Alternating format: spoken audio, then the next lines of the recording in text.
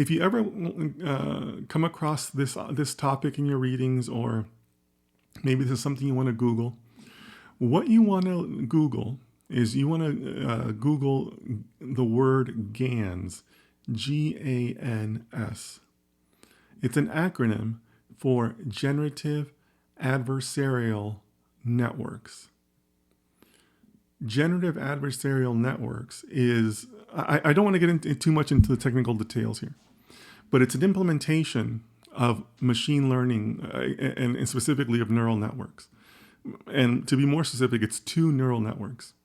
It's two neural networks that will sit there and essentially send information back and forth to each other.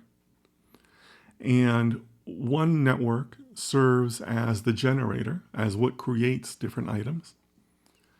And the other network basically serves as a judge. It's called the discriminator. But it basically will sit there and judge the work of the generating neural network. And once the generating neural network produces a result, like text or an image or things like that, the discriminator gives it a positive score. And when it doesn't produce good text or good images, it gives it a negative score. And that's the learning process that these generative AI applications go through in order to create, your text, your images, your video, or whatever the case may be. So the article is 100% correct in emphasizing that machine learning is really what's driving everything.